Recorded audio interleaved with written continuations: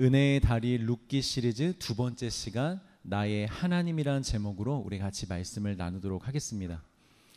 하나님의 자녀에게 임하는 징계와 그로 인한 절망은 결코 끝이 아니라고 했습니다. 반복되는 죄악 속에서도 당신의 자녀들을 너무나 사랑하시기에 주시는 것이 징계이고, 잘못된 소망을 가진 자들에게 진정한 소망을 주시기 위해서 허락하시는 것이 절망입니다. 너무 안타까운 현실이지만 세상에서 우리가 적당히 타협하며 우리의 마음과 생각을 따라 살고 싶어하는 우리의 이 고집스러움은요, 쉽게 꺾이지 않습니다. 여러분 잘 아시죠? 누구보다 여러분들이 가장 잘 아시죠? 나의 고집 웬만하면 잘 꺾이지가 않습니다. 술이나 담배를 하는 사람들이 그것이 몸에 좋지 않은 것을 알면서도 몸이 탈이 날 때까지 끊지 못하고 즐기다가 몸이 탈이 나야만 멈춰설 수 있는 것처럼, 하나님이 우리에게 좋게 말씀하시고 반복하여 말씀하시지만 당장의 삶에 큰 어려움이 없을 때는 우리가 돌이키기가 쉽지가 않다라는 거예요. 우리가 잘 멈추지 않는다라는 거죠. 그래서 하나님의 입장에서 우리를 위하여 주시는 게 바로 징계이고 절망이라는 것입니다. 또 잘못된 소망을 붙잡고 살아가는 사람들도요, 웬만해서는 그게 잘못됐다라고 인정하기가 쉽지가 않습니다. 얼마 전에 TV를 보니까 어떤 남편이 이 불법 코인에 빠져가지고, 근데 변호사, 전문가, 주변의 모든 사람들이 이거 불법이다, 이거 분명히 망한다라고 얘기를 해줘도요, 그 고집을 꺾지를 않아요. 아니다, 이 코인은 반드시 성공할 거다, 반드시 수익을 낼 거다. 그 고집을 꺾지를 않습니다. 근데 그 사람의 모습만은 아닌 것 같아요. 우리도 얼마나 많은 세상의 것들을 붙잡고 소망하며 살아갑니까? 하나님의 말씀으로 아니라고 말해줘도, 그거 아니다, 너 그거 붙잡지 말아라 라고 얘기를 해줘도 우리는 그것을 놓기가 쉽지 않다라는 것이죠. 그래서 하나님이 우리에게 절망을 주시는 것입니다. 그 잘못된 소망이 엎어지는 절망, 그 절망을 통하여 내가 그동안 잘못된 것을 붙잡고 있었구나, 거짓된 소망을 붙잡고 있었구나 라는 것을 우리에게 깨닫게 해 주시는 것입니다. 나오미, 우리가 지난주에 같이 말씀을 보고 있죠. 그녀는 절망 중에 절망을 만났습니다. 흉년이 든 것도 절망이었고, 남편이 죽은 것은 더 큰 절망이었고, 남아있던 두 아들마저 잃어버리게 된 것은 완전한 절망을 말하는 것입니다.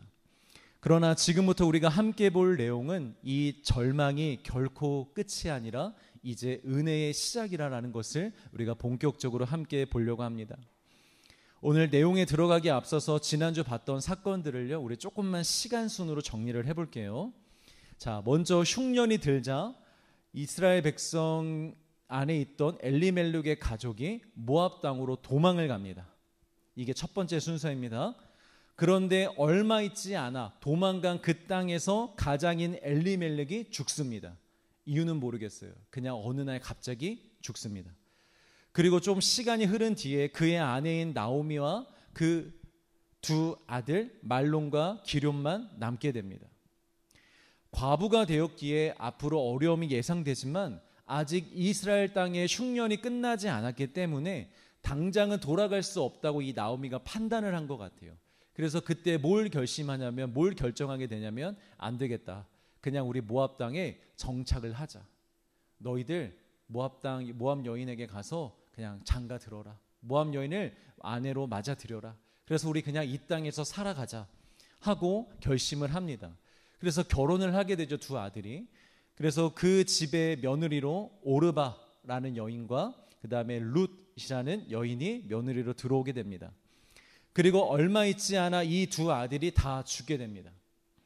당신은 오늘날과 같이 어느 정도 신혼도 보내고 우리 나중에 좀 시간이 지르고 2년 3년 뒤에 아이를 낳자 이렇게 계획적인 임신을 하잖아요. 근데 이때 당시에는 그런 문화가 아니었어요. 결혼을 하면 가장 먼저 해야 될 게 무엇이라고 생각했냐면 아이를 갖는 거. 계획 임신, 신혼기간 이런 게 어디 있습니까? 그냥 결혼하면 아이부터 갖는 게 이 당시의 문화였어요.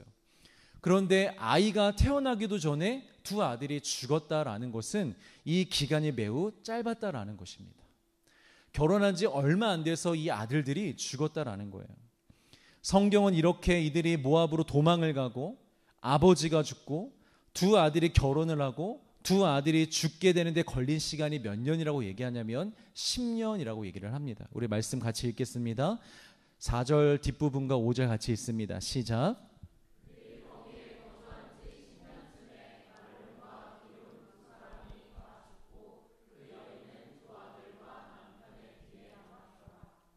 10년 안에 이 모든 일들이요 다 이루어진 거예요. 여러분 10년 짧은 시간입니까? 긴 시간입니까?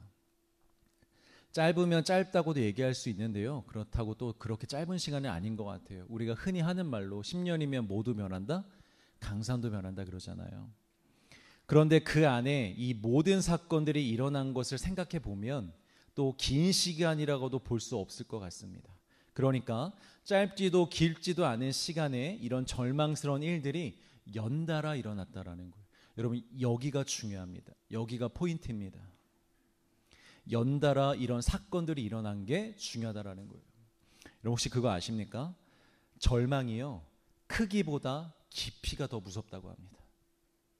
다시 한번 절망이 우리 가운데 올 때 절망의 크기보다 그 깊이가 우리를 더 힘들게 한다고 합니다. 사진 한번 보여주세요. 이게 무슨 말이냐면 앞에 두 사진이 있는데요. 왼쪽 사진은 이제 구멍이 큰 거죠. 그런데 깊이는 낮습니다. 근데 오른쪽 사진은 크기는 작은데 깊이가 아주 깊은 구멍입니다. 여러 가지 안 좋은 일이 동시에 터져서 우리에게 저렇게 큰 구멍과 같이 한 번에 큰 충격을 받잖아요. 그럼 그 순간에는 매우 당황스러울 수 있어요. 그리고 크게 아프고 고통스러울 수 있어요. 그러나 도움만 잘 받으면, 마음만 잘 추스리면은 저기 구렁에서, 절망 속에서 나오기가, 극복하기가 쉬운 건 아니지만 가능성이 좀 더 있다라는 것이죠. 그런데 여러분 이 절망이요 한 번에 오는 것이 아니라 시간차를 두고 차례차례 반복적으로 같은 곳을 여러 번 파게 되면요 그 절망감이 매우 깊어진다고 합니다. 그럴 때는 도움을 받아도 마음을 추스려도 그 절망의 깊은 늪에서 올라오기가 쉽지 않다라는 거죠. 한 번에 쏟아부은 소나기가 아니라 가랑비와 같이 내리는 그 절망의 비에 이 나오미가 완전히 젖어갔던 거예요. 삶에 대한 소망은 완전히 사라졌고 삶의 의욕과 기쁨마저도 완전히 소멸이 되었습니다. 그 증거가 무엇이냐면 이제 후에 흉년이 그치고 고국 땅에 돌아갔을 때의 나오미의 반응입니다. 우리 룻기 1장 20절 말씀을 같이 읽습니다. 시작.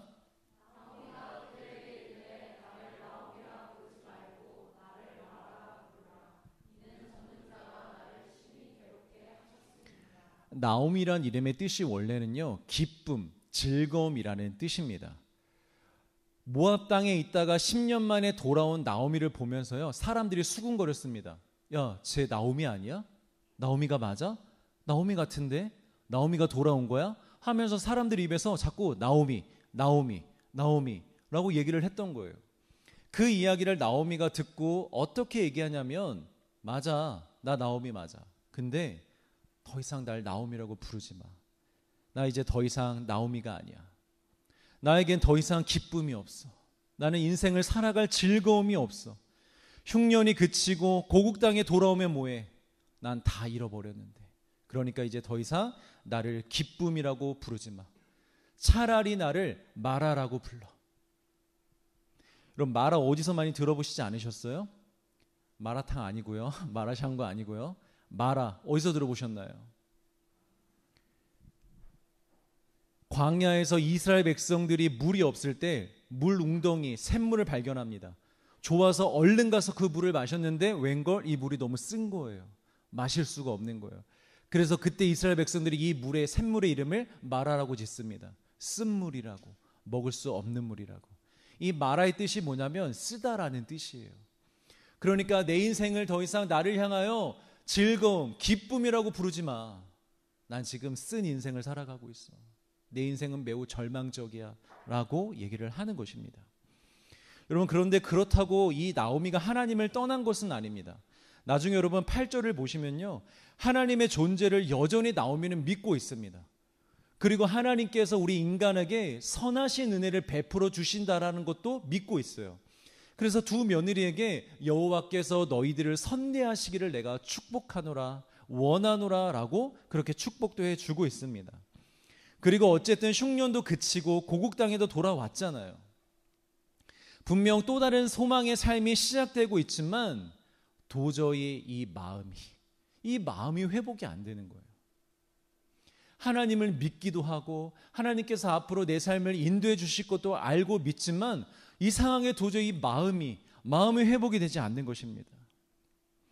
여러분, 아마 우리도 그런 경험들이 있었을 것이고 앞으로도 있을 수 있습니다. 분명 우리가 예수님을 믿고 있습니다. 예수님이 좋으신 분이라는 것도 우리 다 압니다. 우리 영혼을 구원하셨다는 것도 알겠고 앞으로 우리의 삶을 인도하실 거라는 것도 알겠어요. 그래서 기도도 할 수 있겠고 찬양도 할 수 있고 예배도 할 수 있겠어요. 그런데 이상하게 마음이 이상한 거예요. 마음이 해결이 안 되는 거죠. 마음이 힘이 나지가 않습니다. 예배를 드려도요, 기도를 해도요, 이 마음이 기쁘지가 않는 거예요.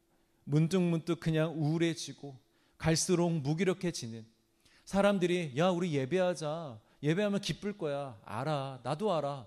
그래서 그렇게 하고 있는데 내 마음이 회복이 안 돼. 제가 성도들을 신방할 때도요, 제일 어려운 신방이 어떤 신방이냐면 다 알겠다는데 마음이 힘든 사람들이에요. 다 믿고 있다는데 우울해하는 사람들이에요. 어떤 말씀을 해줘도 목사님 알아요. 그 말씀 저도 알고 있어요. 그 말씀 수십 번 들었어요. 저 예배도 하고 있고요, 기도도 하고 있어요. 근데 마음이 힘들어요. 그냥 우울해요.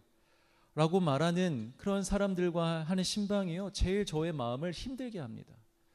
아우, 뭐 이런 애가 다 이런 힘듦이 아니라 어떻게 해줘야 될지, 어떻게 권면해야 될지, 어떻게 함께 일어나야 될지 저도 잘 모르겠어요.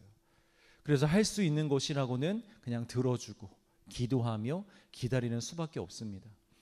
여러분들도 혹시 주변에 그런 사람들이 있어도요, 너무 그 앞에서 답답한 티를 내지 마세요. 너무 막 권면하려고 노력하지 마세요. 야, 뭐 하자, 뭐 하면 돼 라고 말하지 마세요. 아, 이 사람이 룻과 같은 시기를 보내고 있구나. 예배해야 되는 거 알고 있지만, 늘 말씀 속에 살아가고 있지만 이 마음이 지금 그냥 힘든 때이구나 하고 여러분들이 그렇게 봐주시고 그냥 옆에서 묵묵히 기도해 주시기를 바랍니다. 그러나 우리가 모두 기억해야 될 것은 그럼에도 불구하고 우리에게는 소망이 있다는 것입니다. 절망 가운데 마음이 상하여 그렇게 주저앉아 있다 할지라도, 그런 상황에 놓여 있다 할지라도 하나님은 그 사람을 향한 은혜의 역사를 시작하셨다라는 거예요. 너 왜 그러고 있니? 내가 흉년을 그쳐줬잖아. 너 고향 땅에 돌아오기도 했잖아. 너 나 믿는다며. 그런데 왜 그러고 앉아있니? 라고 따지지 아니하시고 그 고통 속에, 절망 속에 무너져 있는 그 여인 옆에서 하나님의 은혜의 역사를 시작하셨다라는 것입니다. 사랑하는 성도 여러분, 혹 다 알면서도 믿으면서도 이 마음이 회복되지 않아 기쁨이 없는 마라와 같은 쓴 인생을 살고 계신 분이 계십니까? 괜찮습니다. 당장에 막 그 마음을요 바꾸려고 애쓰지 마십시오. 당장에 막 기뻐하려고 노력하지 마십시오. 그냥 그 상태로 머물러 있어도 괜찮습니다. 하나님이 여러분들과 함께 하심만 기억하시면 됩니다. 하나님이 반드시 여러분들을 일으켜 세워 주실 줄 믿습니다. 그러나 여러분, 이 한 가지만 기억하십시오. 하나님이 그런 여러분들과 함께하고 계십니다. 그래서 우리의 쓴 인생이 나의 영혼의 목을 축이는 생명수로 변하게 될 줄 믿습니다. 우리 1장 6절 말씀을 같이 읽겠습니다. 시작.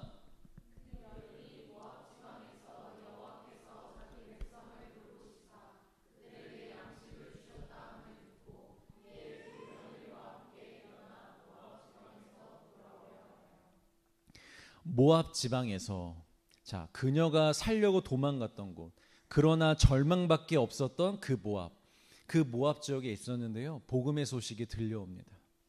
여러분, 우리가 하나님을 떠나 세상 속에 있어도요, 하나님의 사람들은, 은혜의 사람들은 어떤 복음의 소식을 듣게 되어 있어요.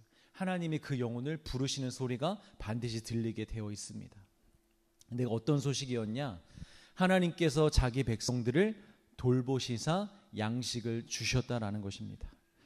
여러분, 모든 은혜의 시작은 하나님께서 자기 백성들을 돌보심으로 시작이 됩니다. 믿으시길 바랍니다. 출애굽기 2장 24절과 25절을 읽습니다. 시작.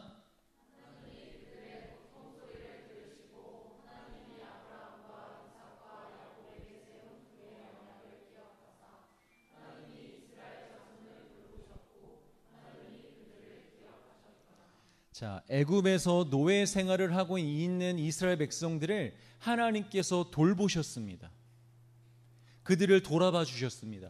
그래서 그들을 건져내 주신 것입니다. 자, 사무엘 2장 21절 있습니다.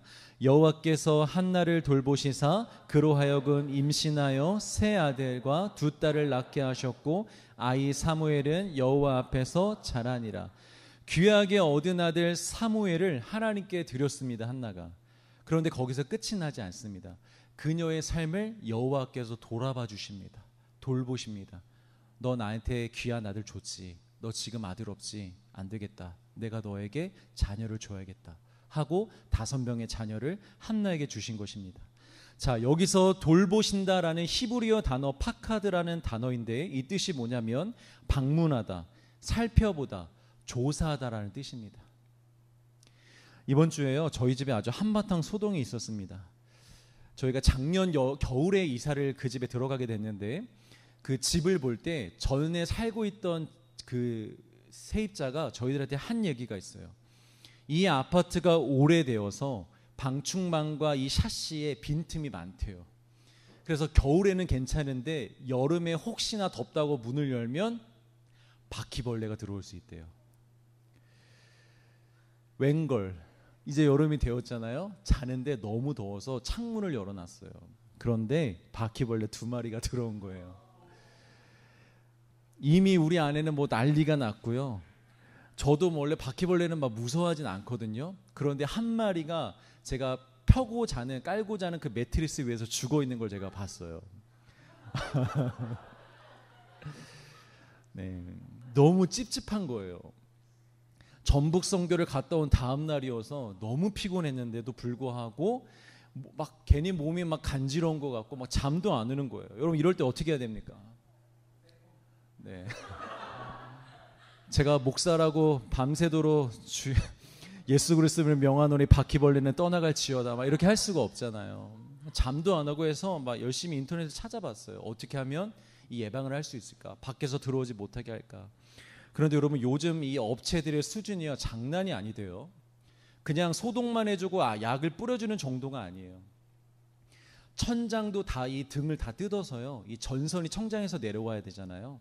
그럼 그 전선을 내리기 위해서 뚫어놓은 그 구멍에 아주 작은 빈틈, 그것까지도 다 막고요. 온 집안 구석구석을 다 찾아냅니다. 구멍이란 구멍을 다 찾아냅니다.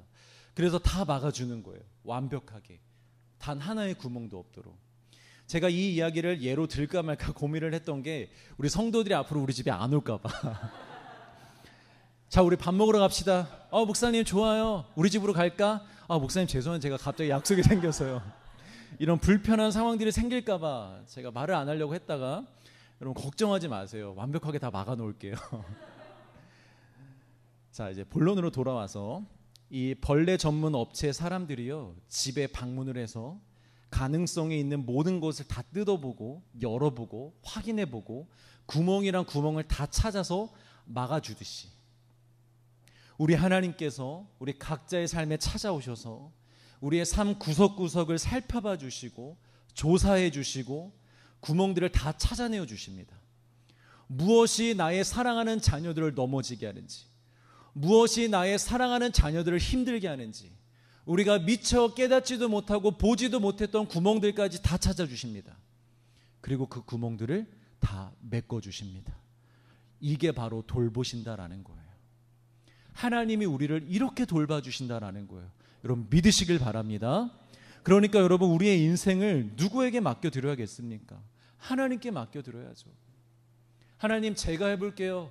제가 한번 제 인생 만들어 가보고 제 인생 제가 한번 지켜가보고 제가 한번 그렇게 해보겠습니다. 여러분 우리가 제가 보니까 막을 수가 없어요. 전문 업체들이 아닌 이상 반드시 구멍이 남아있을 거예요. 그런데 전문가들은 완벽히 다 막잖아요. 여러분 우리가 우리의 인생에 구멍 못 막습니다. 아무리 우리가 열심히 찾아도요 우리 삶에 들어오는 이 악한 영들의 공격을요 다 차단할 수가 없어요. 누구만이 막을 수 있느냐? 하나님만이 막을 수 있습니다. 여러분 이것을 인정하시고 믿으셔야 됩니다.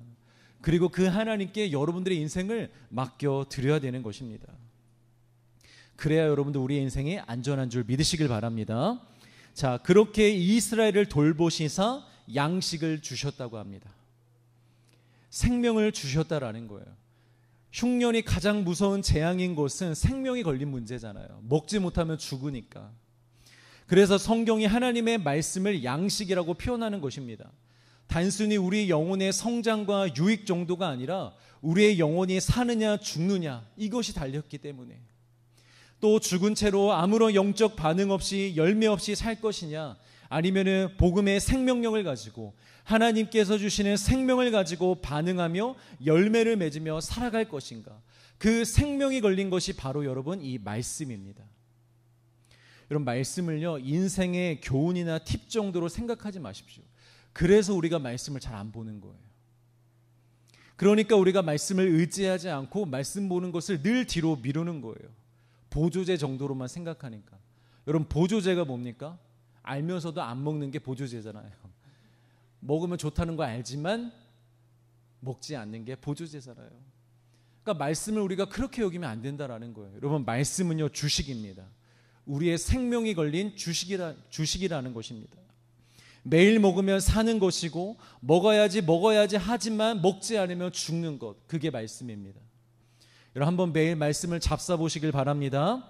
우리가 매일 건강한 밥을 먹으면 여러분 살도 빠지고, 그렇지 않을까요 여러분? 매일 건강하게 밥을 먹으면 살도 빠지고 혈액도 깨끗해지고 머리도 맑아지고 몸도 건강해지는 것처럼 우리가 매일 생명의 말씀을 먹으면요 여러분 이 영혼에 쓸데없이 낀 걱정과 근심의 기름기가 빠집니다. 믿으시길 바랍니다. 또 예수 그리스도의 보혈의 피가 우리 안에서 매우 선명해지기 시작합니다. 깨끗해지기 시작합니다. 그 말은 예수님이 보인다라는 거예요. 그리고 또 영혼도 굉장히 맑아져서 분별력이 생기기 시작합니다.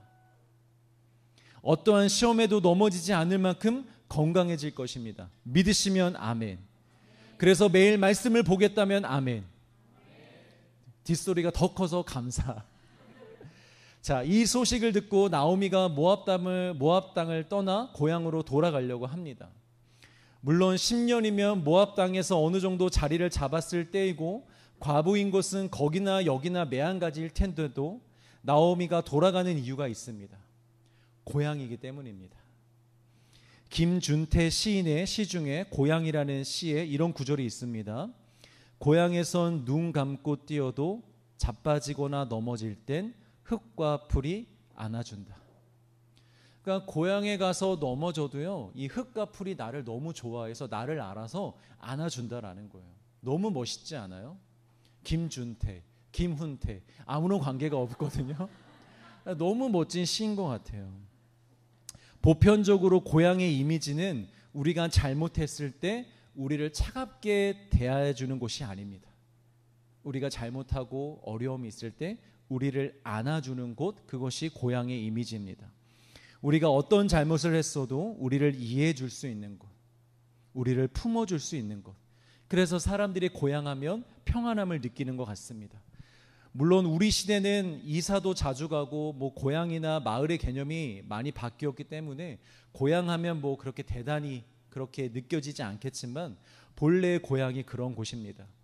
그래서 성경에서 천국을 우리의 본향, 고향이라고 표현하는 것입니다.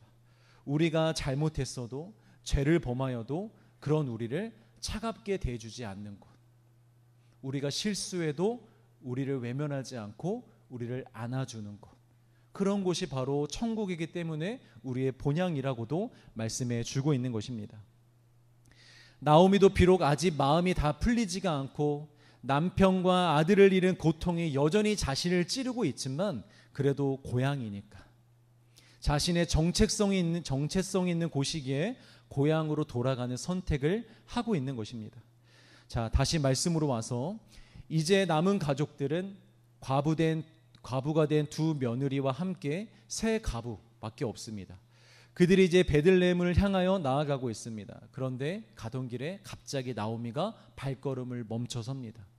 그리고 돌아서서 두 며느리에게 이렇게 얘기합니다. 1장 11절 나오미가 이르되 내 딸들아 돌아가라. 너희가 어찌 나와 함께 가려느냐. 내 태중에 너희의 남편 될 아들들이 아직 있느냐. 당시 고대 사회에서는요, 무엇보다 이 혈통을 이어가는 게 굉장히 중요한 사회였습니다. 율법에도 기록이 되어 있지만 이스라엘뿐만이 아니라 고대 사회 모든 나라들이 대부분 이런 문화를 가지고 있었습니다. 그래서 이 문화 속에서 한 가지 법이 생겼는데요. 그 법이 무엇이냐면 바로 계대 혼인법입니다.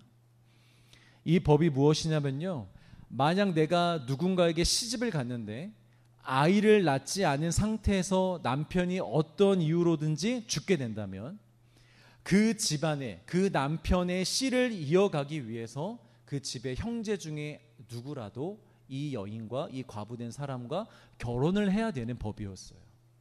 그 가문의 씨를 이어가기 위해서. 물론 거절도 할 수 있었거든요, 과부들이. 그런데 과부들이 거절을 하기 위해서는 아주 공개적인 수치와 비난을 받아야 하는 과정이 있었어요. 그 과정을 내가 겪고도 거절하겠다 그러면 거절할 수도 있었어요. 그래서 대부분의 사람들이 마땅한 의무로 받아들이는 법이기도 했습니다. 근데 그렇다고 해서 이 법이요, 과부들에게 불리하고 억압적이고 착취로 받아들일 수 있는 그런 법은 아니었어요. 남편 없이 과부의 신분으로 삶을 산다는 것이 여러분 매우 힘든 삶이었기 때문에 과부에게 있어서도 이것은 배려로 느껴질 수 있을 만한 법이었어요.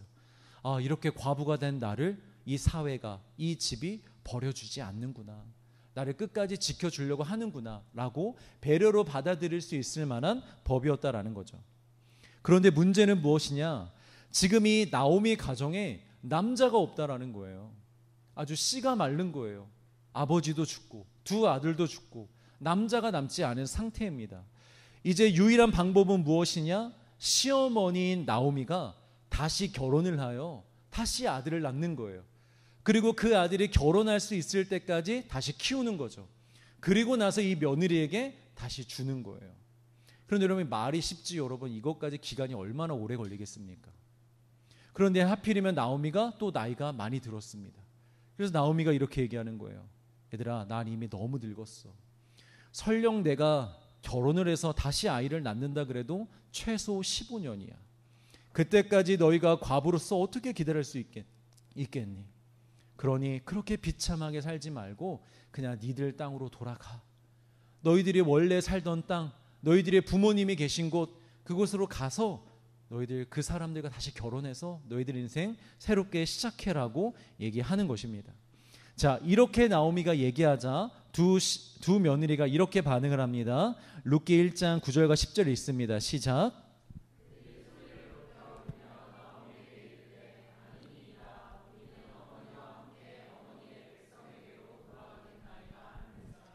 보통 며느리였다면 울긴 울었어도 돌아갔겠죠. 거기 남아 있었겠어요? 울긴 울어도 마음은 아파도 예 어머니 하고 돌아갔을 거예요. 그런데 이 며느리들이요, 끝까지 어머니와 함께 한다고 합니다. 그러자 나오미가 계대 혼인법을 이야기하면서 너희들 나 따라가면 평생 과부야. 너희들 비참하게 살아야 돼. 니들 마음을 알겠어. 근데 돌아가. 너희들을 위해서라도 돌아가 라고 얘기를 합니다. 그러자 며느리들이 이렇게 반응합니다. 1장 14절 그들이 소리를 높여 다시 울더니 오르바는 그의 시어머니에게 입맞추되 룻은 그를 붙쫓았더라. 둘 다 우는데요, 여기서 이제 반응이 나뉩니다.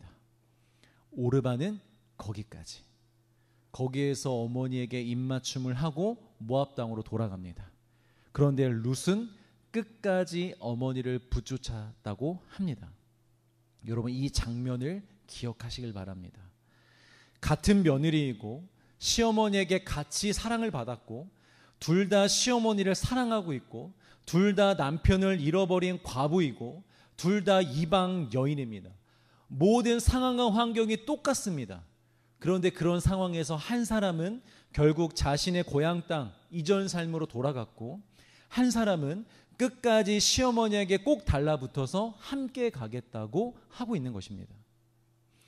현실적으로는 모압으로 돌아간 오르가의 판단이 더 합리적이어 보이긴 합니다. 그들은 원래 모압 출신이었잖아요. 힘이 들어도 타지보다는 고향에서 힘든 게 낫죠, 여러분. 더욱이 고향에서는 다시 새로운 남편을 만날 수 있습니다. 나오미를 따라간다면 평생 과부를 지낼 확률이 더 높습니다. 그러니까 여러모로 돌아가는 것이 현실적으로 더 나은 것이 분명해 보입니다. 그런데 이 룻은 돌아가지를 않아요. 오히려 나오미에게 더 바짝 붙어 있습니다. 여러분, 이 장면을 마음에 잘 새기시길 바랍니다. 우리 대부분은 이 땅에서 비슷한 삶을 살아갑니다. 목사인 저나 성도인 여러분들, 또 각자가 다른 삶을 살아가는 것 같지만 우리는 비슷한 삶을 살아갑니다. 우리가 겪는 고난, 우리가 겪는 문제 대부분 비슷한 카테고리입니다. 다 비슷한 카테고리 안에서 우리는 비슷한 삶을 살아가고 있는 것입니다. 또 우리는 다 비슷한 마음으로 신앙생활을 하고 있습니다. 그런데 어떤 사람들은 같은 문제를 만나면 딱 거기서 멈춰섭니다. 울기도 하지만 기도도 해보지만 이내 세상으로 돌아갑니다. 기도와 말씀으로 인내하며 끝까지 신앙을 붙잡기보다는 나름 합리적이며 현실적이라는 계산으로 돌아가는 것이죠. 근데 우리 중에서는 어떤 사람들은 그럴 때일수록 더욱 예수님을 붙쫓는 자들이 있습니다. 예수님께 더욱 달라붙어서 팔짱을 끼고 저 주님 아니면 죽습니다. 저 끝까지 주님만 바라봅니다 하는 사람들이 있다라는 것이죠. 그런데 하나님의 은혜는 결국 어떤 사람에게 흘러가냐면 끝까지 예수님을 붙잡고 있는 자들에게 흘러갑니다, 여러분. 중간에 돌아서서 떠나는 자들이 아니라 끝까지 예수님께 붙어 있는 사람들, 끝까지 예수님을 붙잡고 있는 사람들, 그런 사람들에게 하나님의 은혜가 흘러가고 하나님의 기적이 일어난다는 것입니다. 우리 요한복음 15장 5절 말씀을 같이 읽겠습니다. 시작.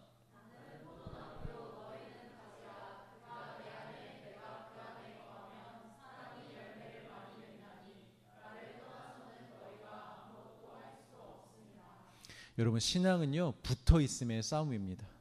눈물이 나고 길이 막히고 현실적으로는 돌아가는 것이 합리적이어 보이는 그 순간에도요, 끝까지 나는 주님밖에 없다라고 주님께 붙어 있는 것, 그것이 가장 중요하다라는 것입니다. 여러분, 여기에 붙잡다라는 단어의 뜻이 뭐냐면 달라붙다, 밀착하다라는 뜻이래요. 그러니까 이 룻은 어머니 저 안 떠납니다. 그러니까 떠나라고 이제 그만 말하세요 하고 어머니의 팔짱을 낀 거예요. 자꾸 저를 밀쳐내지 말라고. 나 어머니 안 떠난다고. 그만 얘기하시라고. 난 무조건 어머니와 함께 가겠다고. 그렇게 달라붙고 밀착해 있는 상태가 바로 붙잡다라는 단어입니다. 여러분, 그렇게 예수님께 붙어 있으시길 주의 이름으로 축복합니다. 그래야 여러분, 하나님의 은혜가 우리 삶 가운데 결국 흘러 들어오는 거예요. 하나님의 능력이 그래야 우리 삶 가운데서 드러날 수 있는 것입니다. 여러분, 보통 우리가 어떤 신앙의 결단을 하잖아요. 그러면 마귀도 알아요. 그래서 그때부터 기가 막히게 우리의 결단을 흔드는 작업을 시작합니다. 예외가 없습니다. 정확합니다. 부부끼리는요, 꼭 별거 아닌 걸로 싸우게 합니다. 그리고 부모님과의 관계에서도요, 싸우게 하고 형제들과도 싸우게 하고 아무튼 가까이 있는 사람들과 꼭 관계에서 불편하게 생기게 합니다.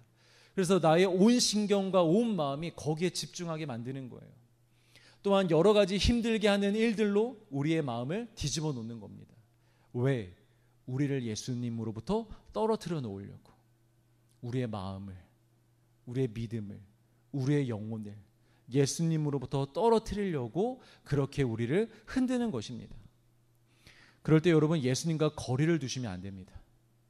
고민하고 있으면 안 됩니다. 거기서 머뭇머뭇거리고 망설이고 있으면 안 됩니다. 빨리 예수님의 팔을 붙잡으십시오. 이거 발음이 굉장히 어려운 단어인데, 붙쫓으십시오. 예수님의 팔짱을 끼십시오. 예수님, 저 예수님 아니면 안 돼요. 저 어디 안 갑니다. 저 죽어도 여기서 죽습니다. 저 넘어져도 여기서 넘어집니다. 저 예수님 아니면 안 됩니다. 하고 예수님께 꼭 붙어 있는 자들 되시길 소망합니다. 자, 그럼 룻은 왜 나오미를 이렇게까지 쫓아갈까요? 시어머니에 대한 지극한 사랑이었을까요? 아니면 늙은 부모를 끝까지 챙기려는 그냥 그런 성향이 있는 착한 마음이 있는 효심이었을까요? 오늘 본문을 한 번 더 같이 읽겠습니다. 16절과 17절 시작.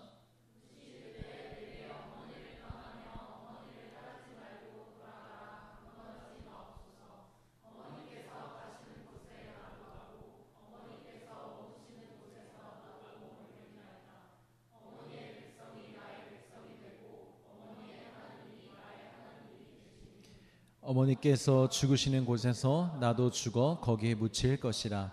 만일 내가 죽는 일 외에 어머니를 떠나면 여호와께서 내게 벌을 내리시고 더 내리시기를 원하나이다 하는지라. 자, 여러분 제가 표시를 해놨는데 이 두 절에만 어머니라는 단어가 몇 번 등장하냐면 8번이나 등장을 합니다. 그래서 얼핏 보면 룻이 어머니를 굉장히 좋아하는구나, 어머니와 함께하고 싶구나 라고 생각할 수 있습니다. 그런데 아닙니다. 지금 이 며느리들의 선택은 단순히 시어머니와 끝까지 함께하느냐 함께하지 못하느냐의 문제가 아닙니다. 우리 마지막으로 1장 15절을 읽습니다. 시작.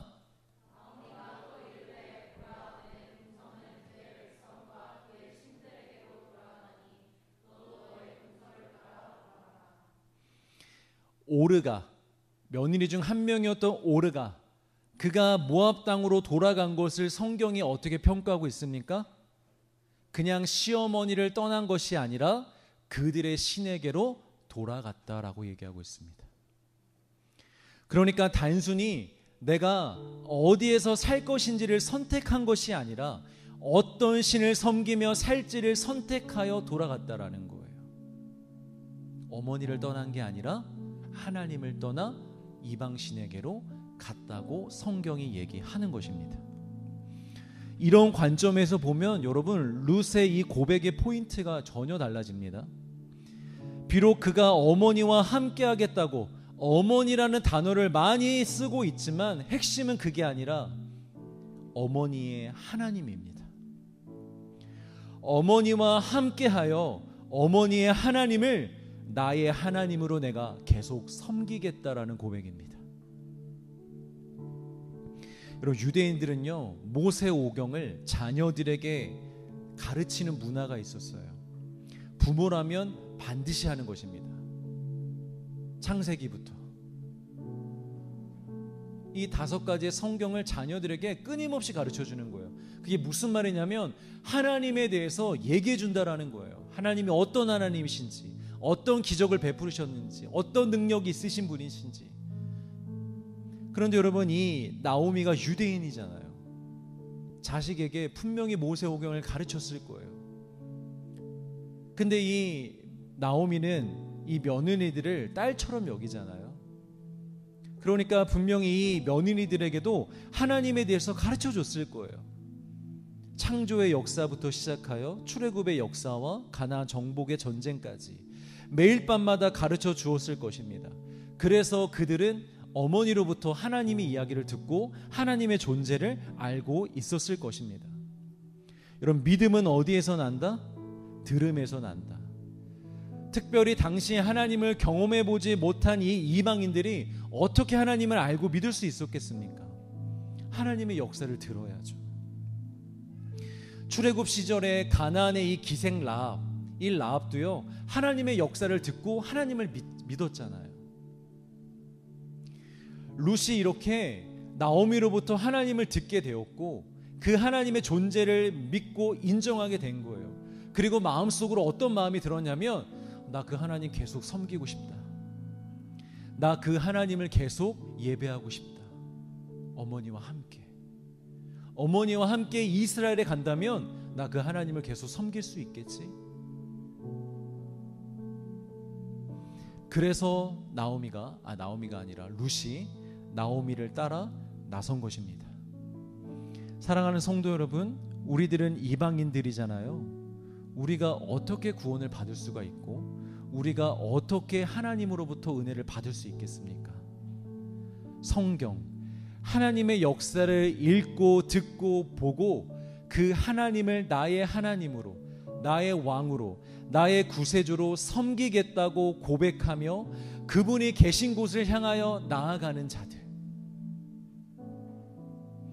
당장에는 어려움이 있고 현실적으로는 오르바와 같이 그냥 살던 대로 사는 게 더 유익해 보이지만, 세상은 우리에게 야 거기 가지 말고 그냥 돌아와, 그냥 이 땅에서 살아, 살던 대로 살아, 사람들 의지하고 돈 많이 벌고 세상 사람들처럼 그렇게 그냥 살아, 그게 더 너에게 유익한 거야 라고 말하면서 우리를 이전의 삶으로 자꾸 부를 때에 아니야 난 아닌 것 같아. 난 그냥 이 성경에 있는 하나님을 나의 하나님으로 믿고 싶어. 난 그냥 이 성경 속 하나님을 나의 하나님으로 고백하며 그렇게 따라가고 싶어 하면서 세상에서 나와 그 하나님을 따라 살아갈 때, 그럴 때에 여러분 은혜가 우리 가운데 임하는 줄 믿으시길 바랍니다.